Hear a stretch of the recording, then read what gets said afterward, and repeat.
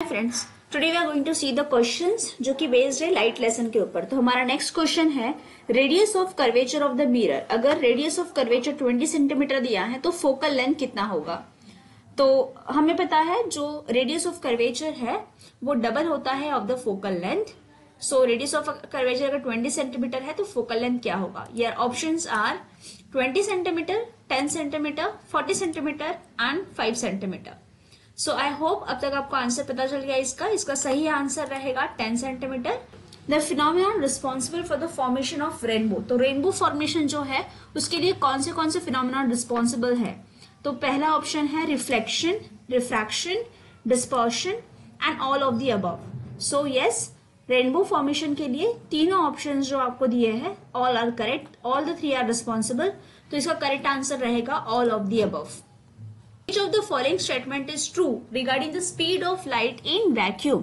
Speed of light in vacuum के लिए कौन से particular statement correct है। The first statement ये है it is constant and independent of the wavelength of light। तो क्या वैक्यूम में speed of light independent होती है with the wavelength of light और constant रहती है। It varies with the wavelength of light, मतलब जैसे wavelength of light change होती है वैसे speed of light भी change होगी। It varies with the intensity of light, intensity of light के साथ वेरी होती है speed of light. It varies with direction of light, जैसे डायरेक्शन चेंज होगा वैसे स्पीड ऑफ लाइट भी चेंज होगी। So if the correct statement आपको पूछा है and the correct statement would be it is constant and independent of wavelength of light, क्योंकि speed of light जो है वो वैक्यूम की बात हो रही है एंड वैक्यूम में क्योंकि कोई मीडियम एग्जिस्ट नहीं करता। So yes, this is the correct answer. A concave mirror is used to form an image of an object placed beyond its focus. So image formed will be. The correct answer is real, inverted and magnified. Let's move to the next question. Which of the following statement is true regarding the focal length of convex lens?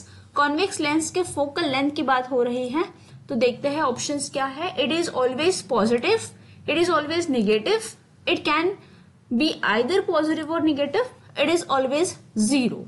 तो focal length बता दूं, focal length जो है वो distance होता है between focus and pole. And convex lens की बात हो रही है तो we know that convex lens का जो फोकल लेंथ होता है that is always positive. The A is the correct option. An object is placed 20 centimetre in front of the concave mirror of focal length 15 centimetre. तो image कहाँ बनेगी। तो focal length दिया है 15 सेंटीमीटर, मतलब उसका रेडियस ऑफ कर्वेचर जो है वो 30 सेंटीमीटर रहेगा।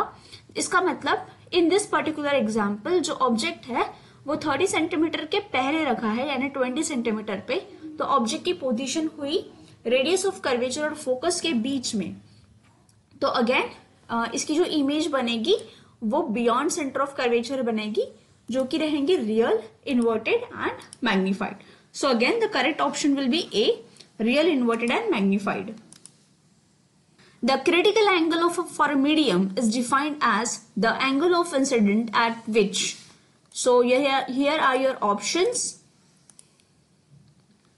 तो critical angle कब बनता है, जब angle of incidence जो है वो angle of refraction के साथ 90 डिग्री फॉर्म करता है। तो angle of refraction जब हमारा 90 डिग्री बनता है तब जाके हमें मिलता है critical angle। So correct answer is angle of refraction जो है वो 90 डिग्री होना चाहिए। Next question is